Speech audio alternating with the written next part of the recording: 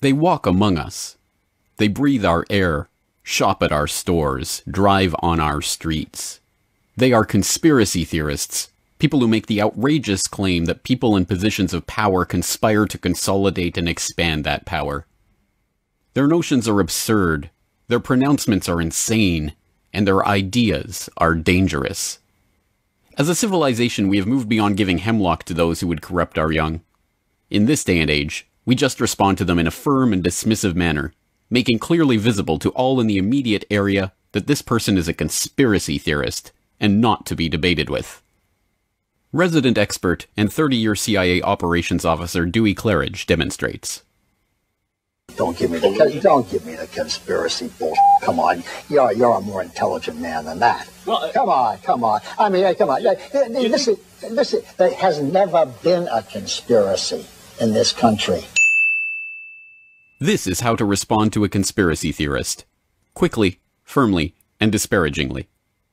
To simplify, let's reduce the response to this. Shut up, conspiracy theorist. Observe. I mean, let's remember here, the people we are fighting today, we funded 20 years ago. Shut up, conspiracy theorist. You know, is spending $1 million on that last 3 months of life for that patient, would it be better not to lay off those 10 teachers and to make that trade-off in medical costs? But that's called the death panel, and you're not supposed to have that discussion. Shut up, conspiracy theorist. I will tell you, Director Deutsch, as a former Los Angeles police narcotics detective, that the agency has dealt drugs throughout this country for a long time. Shut up, conspiracy theorist. For variety, the eminently rational Penn and Teller present an alternative response. We're Penn and Teller, and conspiracy theories are bullshit. Good job, boys. Let's try again. If there is any conference which required transparency, which required democratic accountability, it is the Bilderberg Conference. Shut up, conspiracy theorist. Let us never tolerate outrageous conspiracy theories concerning the attacks of September the 11th. Good job, Mr. President. I don't believe in this notion of some sort of secret societies controlling people. But of course, in any political system, there are sort of over-the-table and under-the-table arrangements. Shut up, conspiracy theorist. What do you want me to talk about? Yeah. A fraud? No, it wasn't a fraud, but I'll be glad to talk to you if you'll shut up and let me talk. Now. The United States government actually did carry out on our citizens experiments involving radiation. In one scientist injected plutonium into 18 patients without their knowledge. In another, doctors exposed indigent cancer patients to excessive doses of radiation, a treatment from which it is virtually impossible that they could ever benefit. Shut up, conspiracy theorist. Were U.S. government officials aware of drug smuggling in and around the Contra movement?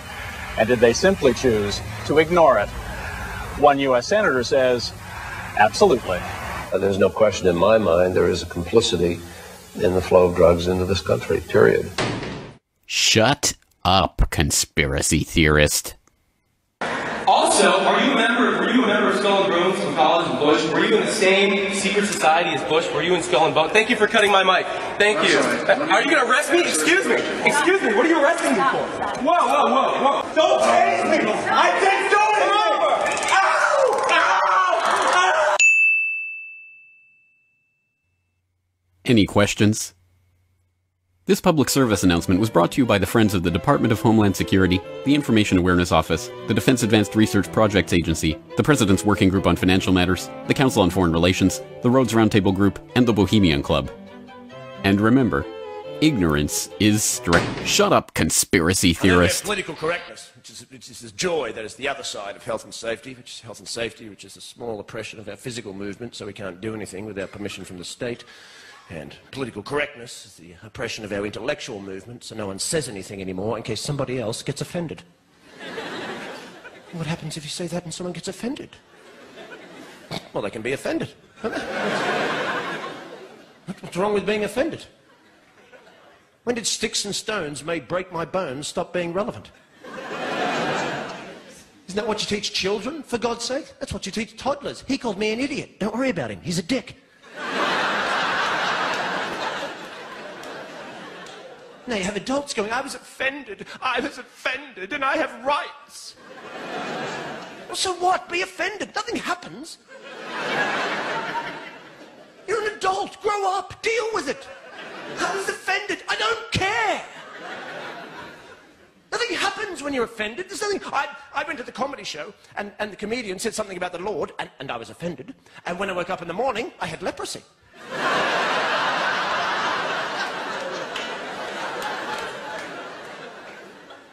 Nothing happens.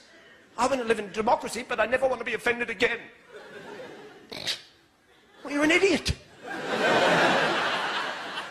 How do you make a law about offending people? How do you make it an offence to offend people? Being offended is subjective. That has everything to do with you as an individual, or a collective, or a group, or a society, or a community, your moral conditioning, your religious beliefs. What offends me may not offend you, and you want to make laws about this? I'm offended when I see boy bands, for God's sake. It's a valid offence. I'm offended. They're corporate shills posing as musicians to further a modelling career, and frankly, I'm disgusted. Right? But what am I going to do? Call the cops? Hello, it's me again. They're on the telly this time. 5 of them, that's it. Yeah, white suits dancing like girls, that's them.